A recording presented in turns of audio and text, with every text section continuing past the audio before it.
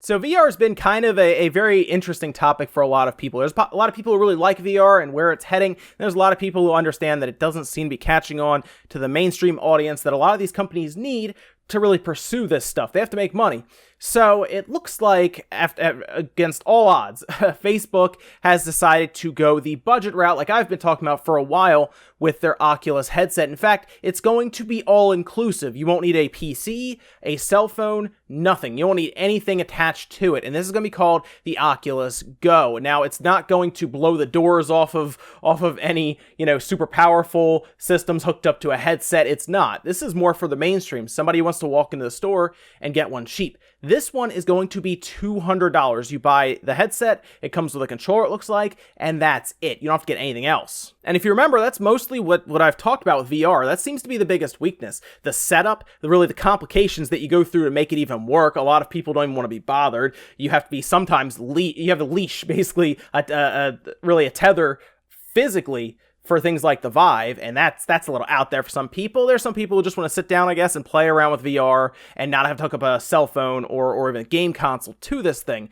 So you're going to buy it. It's $200, and it's interesting because it apparently has a screen that is 2560 by 1440, next generation VR lenses, which is supposed to be anti-glare kind of like glass inside, which is interesting, and it's going to be fully self-contained with a battery and everything. Now, what kind of specs? We don't know. It's going to be a mobile processor, that's obvious, maybe something from, I don't know, like a Snapdragon processor, something we would probably see in most cell phones, but it's going to drive a 1440p display, and it's very interesting that it is going to be completely you don't need anything up to it. It's completely wireless, which I think is something that they have been missing out on. And now that they appear to have figured out, it's going to be ready to launch and ship Q1 of 2018, so it's only months away. But according to them, it's going to be somewhere in, apparently what they've called a sweet spot between PC and mobile headsets. So I assume it's going to be something along a Snapdragon, maybe a little stronger, maybe, because even though then it's still tethered to a battery. So I'm not really sure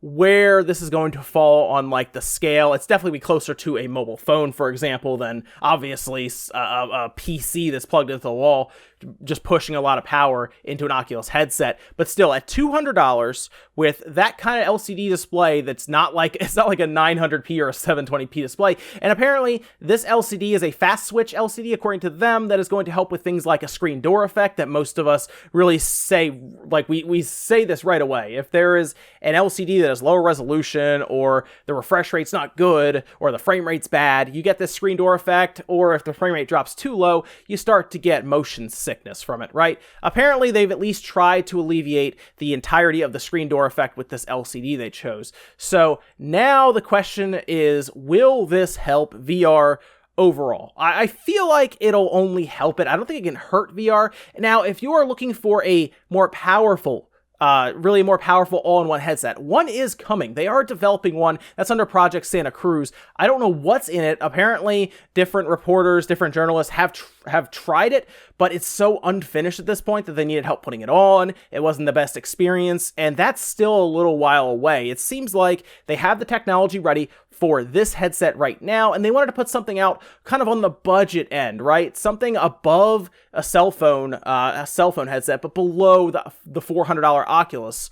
And that's interesting. It's interesting to see something that's all in one. You don't need anything else. You don't worry about hooking anything else up. You buy the headset, you take it home, you put it on, and I guess you play games with it, or you watch movies, or you would surf the web. I don't know. They even talked about using it for your desktop on your computer. You just use the VR headset, and you can I don't know, type up Word documents or anything. Apparently, it's also going to have, from what they've said, spatial audio, so you also won't need a headset with it. Everything is just included in, you won't need, earphones. You won't need earphones. The headset will take care of all of that. So it's going to be interesting. But yeah, guys, let me know what you think down below. Is this something you'd be interested in, even though you haven't really looked into VR much because it was too expensive, or there was too much to go into it? Or do you think it's a bad idea to target the budget-minded consumer and really head more towards, stick with the enthusiasts as they have now, instead of really work towards the more mainstream audience? I'm curious of your thoughts. Thanks, guys, for watching. I'll see you next time.